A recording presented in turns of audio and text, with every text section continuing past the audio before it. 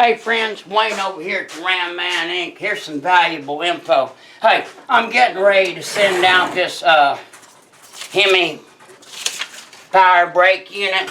This gentleman Thomas got his 1970 Roadrunner. If you'll notice that these pictures are pulled, these are not mine, these are pulled directly from the parts manual. If you look, there's quite a few parts involved in the brackets. It's not just some old bullshit thrown on the back.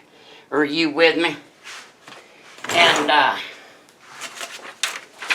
you got your air filter on the back. I know people laugh about that, but these draw air from the back. That's how they displace when the vacuum's moving the guts forward. So anyway, there's a lot of parts. And there's how it bolts up to the car.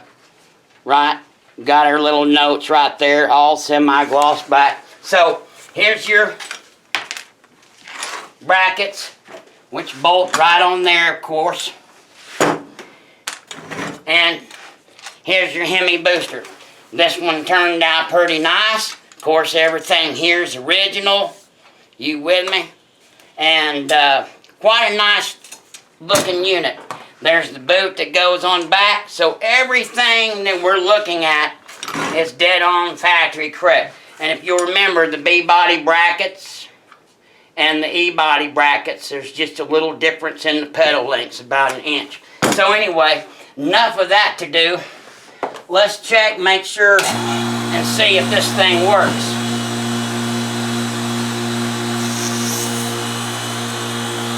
So we've got some vacuum, of course.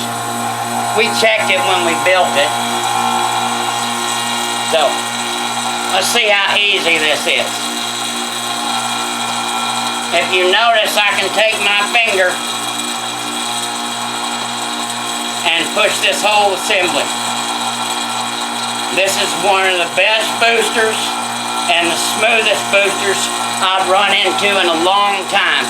It is taking me no effort to do this. And as you'll see, when I take the vacuum off, you cannot do this on your own. So, motor just shut off. We ain't got any vacuum. Damn big Hemi backfired. We're in the middle of a 3-lane highway. We need to brake, get over a couple lanes, and come to a nice stop. So, we're going to check, make sure that the check valve's working, and the can has held the vacuum in reserve. We ought to get 1 or 2 brakes out of this thing. There's 1. There's 2. Now I want you to notice how they breathe out the back. People don't understand. Listen.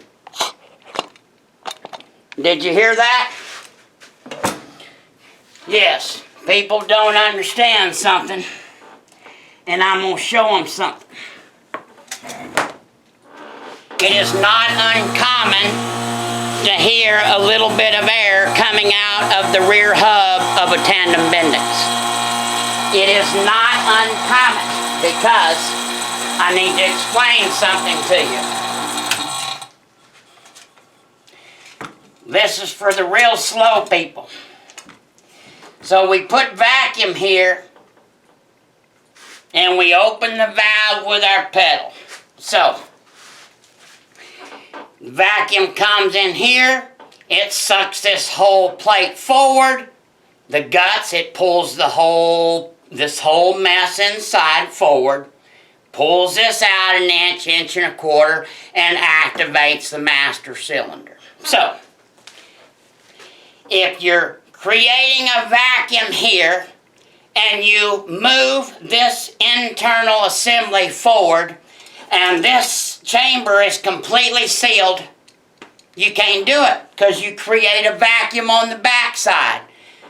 This is the booster intake for air. The rear hub of a booster is the air intake. The rear hub of a power booster is the air intake. The rear hub of a power booster is the air intake. And that is why you put these silencers in here. That's what it's called, down here in the hub, to help silence a little bit. But that is the air in and out behind the diaphragm assembly.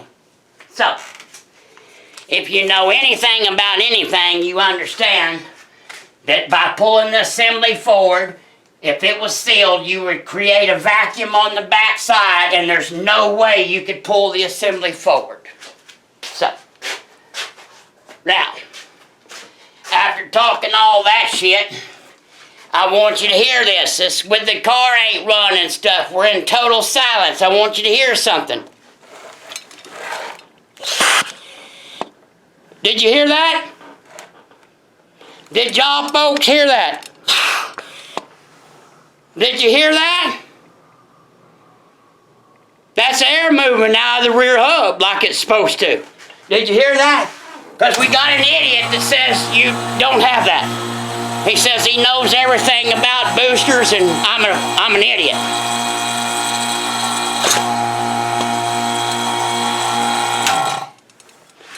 Do you hear that?